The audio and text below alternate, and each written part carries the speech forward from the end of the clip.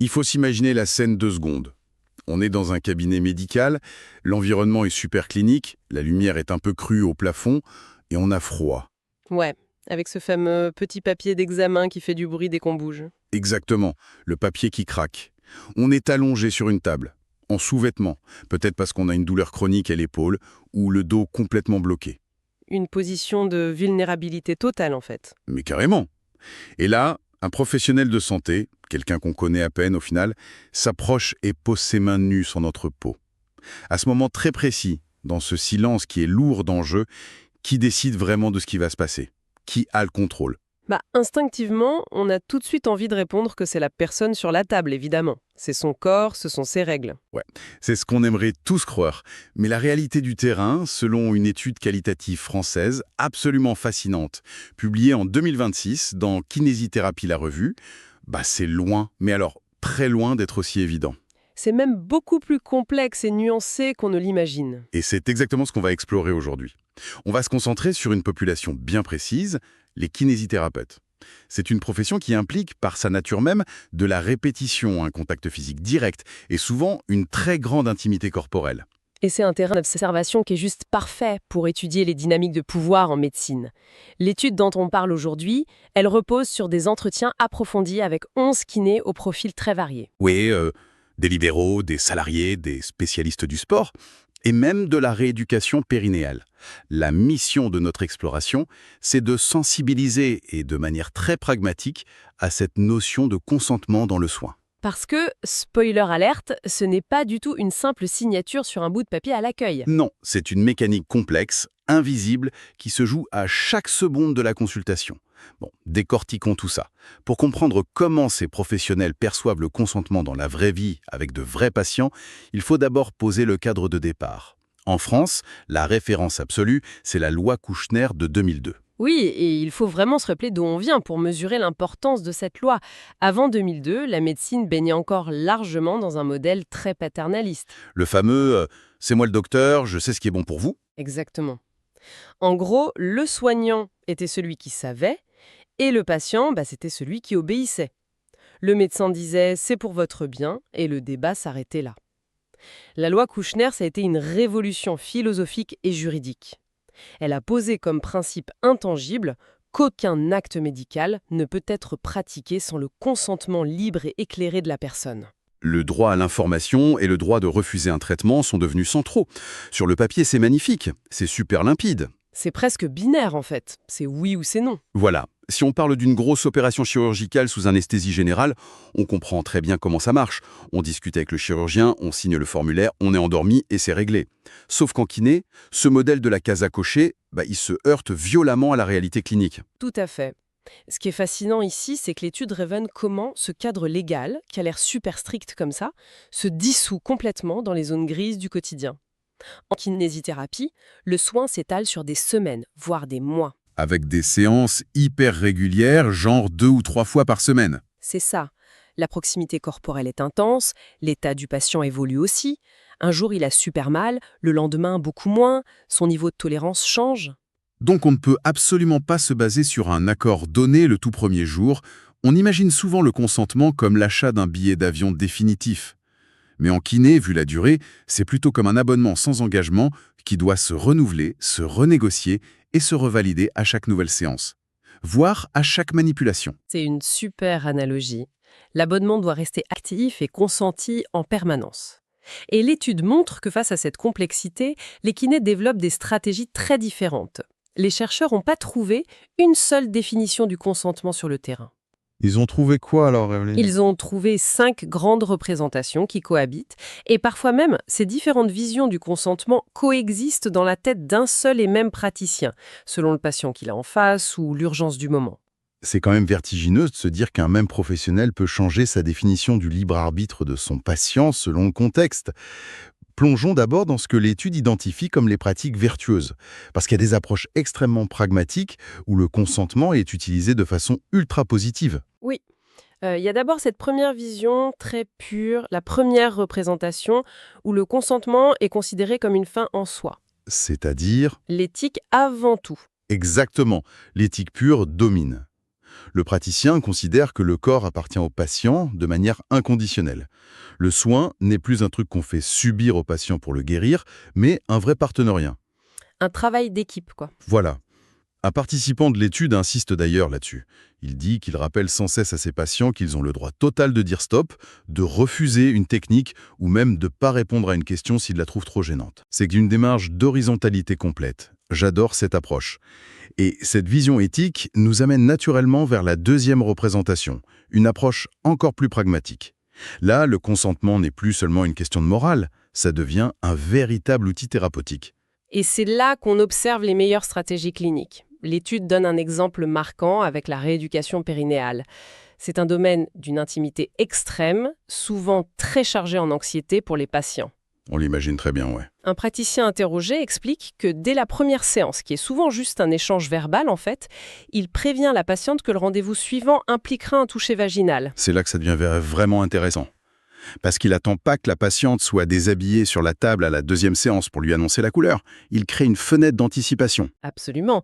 Le mécanisme psychologique derrière, il est d'une efficacité redoutable. En prévenant à l'avance, on élimine totalement l'effet de surprise. Le cerveau n'a pas besoin de se mettre en état d'alerte, du coup. C'est exactement ça. L'anticipation construit un climat de confiance massif.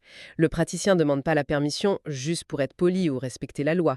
Il l'utilise activement pour faire baisser les barrières de stress, ce qui, d'un point de vue physiologique, va rendre le soin beaucoup plus efficace. La zone sera moins tendue. Je comprends tout à fait la logique clinique et c'est brillant. Mais ça me fait aussi beaucoup réfléchir. Si on utilise le consentement comme une technique, genre un levier psychologique pour s'assurer que le patient adhère bien au traitement, est-ce qu'on risque pas de diluer sa valeur éthique? Est-ce que ça devient juste une ruse de soignant? C'est une excellente question. Et la ligne de crête est très fine. Les chercheurs soulignent bien cette tension. Quand un soignant dit vouloir, je cite, mettre le patient dans l'engrenage de la guérison, l'intention est super noble. Mais la dynamique, elle flirte un peu avec l'influence. Ouais, on le pousse gentiment dans la direction qu'on a choisie pour lui. C'est ça. Mais ce qui sauve cette pratique de la manipulation, c'est l'endroit où réside le pouvoir final. Le pouvoir de veto, en quelque sorte. Oui. Le praticien en rééducation périnéale le dit très clairement dans l'étude. C'est eux qui décident tout, en fait. La clé, c'est que l'option de dire non doit rester réelle, accessible et surtout sans aucune conséquence punitive sur la relation de soins. Donc si le patient refuse et que le kiné lève les yeux au ciel ou le culpabilise, le consentement c'était juste une illusion, une ruse de com'? Exactement. Mais si le refus est accueilli avec bienveillance et que le plan de traitement est adapté, alors là, c'est un véritable outil clinique respectueux. D'accord. L'intention derrière et l'acceptation sincère du refus font toute la différence. Ça, c'était les aspects lumineux de l'étude. Mais que se passe-t-il quand l'objectif principal du professionnel, c'est plus le confort psychologique du patient, mais sa propre survie dans un système médical hyper tendu? Et là, l'ambiance change complètement. On entre dans la troisième représentation, le bouclier juridique. Si l'on relie ça au contexte global, c'est le symptôme frappant de ce qu'on appelle la médecine défensive. La peur de la plainte, en gros. Ouais. Les professionnels évoluent dans une société extrêmement judiciarisée. La peur du procès, la peur du Conseil de l'ordre, c'est omniprésent. Dans cette représentation, la loi Kouchner n'est plus du tout perçue comme un outil pour émanciper le patient. C'est juste devenu une contrainte administrative lourde. Certains kinés de l'étude l'avouent de manière presque crue d'ailleurs. Il y a ce praticien qui dit texto que demander le consentement et tout noter dans le dossier, ça lui, je cite, évite des emmerdes. Et c'est un glissement tragique, tu vois. Le praticien confesse que sa propre peur déplace son attention. Au lieu d'être mentalement focalisé sur la personne devant lui, sur comment soulager sa douleur, il se concentre sur comment il a formulé sa phrase pour être inattaquable juridiquement. Mais c'est un paradoxe complètement absurde. La loi de 2002 a été créée spécifiquement pour remettre l'humanité au centre de la relation médicale. Et là, on voit que cette même loi est instrumentalisée pour créer une armure au point de vider l'interaction de son sens humain. Comment on justifie ça? Par la pression, tout simplement. Un système qui pardonne aucune erreur de procédure, c'est un instinct de conservation. Mais le vrai problème, comme le souligne l'étude, c'est que la procédure remplace la relation. La fameuse case est cochée. Voilà, le dossier est blindé. Mais le patient, en tant qu'être humain avec des émotions, il disparaît. Le consentement devient une protection pour le fort, le soignant, au lieu d'être une garantie pour le vulnérable. C'est terrifiant. Mais bon, très compréhensible vu la pression légale. Et malheureusement, cette perte de sens nous amène directement à ce que l'étude identifie comme la véritable zone de danger. C'est là que la sensibilisation devient une urgence absolue. Oui, on entre dans la 4e représentation INU, le consentement implicite. La présomption totale. C'est ça. L'idée super répandue chez certains que le contexte justifie l'action. Un participant explique très sérieusement que le consentement est facile à obtenir car, je le cite, « s'ils passent la porte du cabinet, déjà ils sont consentants ». Attends une seconde. Franchir la porte d'un cabinet, c'est pas un chèque en blanc. Et un autre va encore plus loin en affirmant que de toute façon, je cite encore, « les gens ne sont jamais contre un massage ». C'est fou d'entendre ça. Si on prend une analogie de la vie courante, c'est comme si on considérait que parce qu'une personne franchit la porte d'un restaurant et s'assoit, le chef a le droit de lui faire avaler de force tout ce qu'il a décidé de cuisiner, sans même lui montrer le menu. L'image est excellente. Traverser une salle d'attente parce qu'on souffre atrocement du dos, ça n'équivaut absolument pas à dire « faites ce que vous voulez de mon corps ». Cela soulève une question importante sur les biais cognitifs des soignants. Pourquoi font-ils cette déduction qui est complètement erronée? Souvent, c'est parce qu'ils interprètent le silence ou la passivité sur la table d'examen comme un accord. Alors que ce silence, il s'explique par des mécanismes psychologiques écrasants. Exactement. C'est le fameux syndrome de la blouse blanche. La symétrie de pouvoir dans cette pièce est immense. Le soignant est habillé en pro, il est sur son territoire, il a le savoir médical et surtout, il a la promesse d'enlever la douleur. Et le patient, lui, il est en sous-vêtements, il est vulnérable, souvent allongé en contrebas, et il n'y connaît rien à l'anatomie. Dans cette position, l'incapacité psychologique de dire non, arrêtez ou ça me gêne, elle est paralysante pour beaucoup de gens. Le silence, c'est donc absolument pas un oui, c'est de la sidération.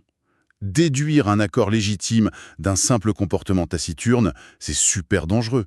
Ça protège pas le patient des abus, et juridiquement, l'absence de refus explicite devant un juge, ça vaut 0. C'est clair, c'est une pure illusion de sécurité pour le praticien. Et l'étude montre que cette asymétrie de pouvoir, elle peut être exploitée de manière encore plus active. Et ça, c'est la 5e et dernière représentation en œuvre, la coercition et la manipulation. Là, l'étude devient franchement alarmante. On parle plus de passivité, on parle de contournement actif des limites du patient. Les chercheurs rapportent l'utilisation de ce qu'un kiné appelle lui-même, très tranquillement, des techniques commerciales. Ouais, ou des petits biais. Il s'agit d'utiliser des outils de communication interpersonnelle pour forcer l'acceptation de la manipulation. Concrètement, ça ressemble à quoi? Par exemple, appeler le patient par son prénom d'emblée. Ou imposer le tutoiement immédiatement dès les premières secondes de la rencontre. Faisons une pause sur ce mécanisme précis, parce que c'est d'une perversité redoutable. Pourquoi le tutoiement fonctionne comme un hack de notre consentement? C'est de la psychologie sociale hyper basique. En utilisant des codes d'intimité sociale, comme le tutoiement, le praticien court-circuite les mécanismes de défense du patient. Le cerveau est brouillé, on lui impose un cadre de camaraderie, de faux potes, tu vois. Ouais, on fait genre on est amis. Exactement.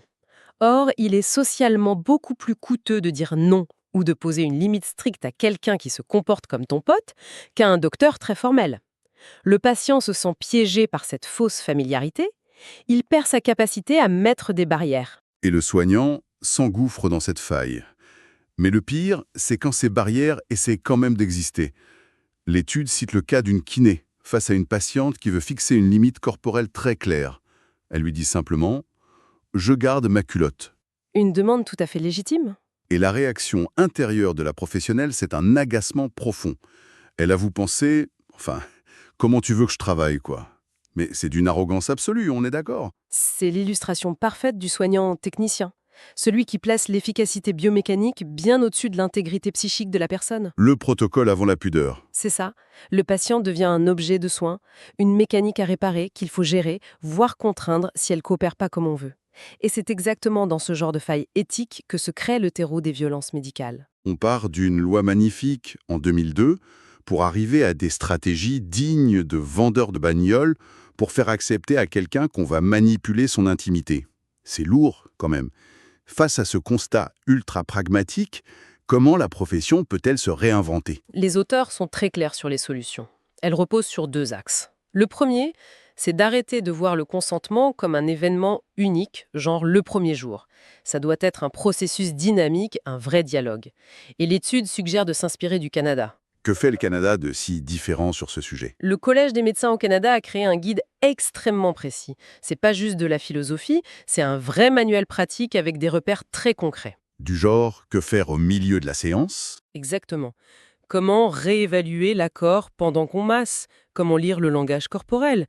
Comment demander si la pression est correcte? Et comment reformuler si l'objectif change en cours de route? Les chercheurs français disent qu'il y a urgence à co-construire un guide équivalent pour les kinés ici. Des outils pratiques pour alléger la charge mentale des soignants, c'est indispensable. Et j'imagine que le deuxième axe, c'est la formation. Totalement. Ce travail de fond, il peut pas se faire sur le tas, au gré des plaintes.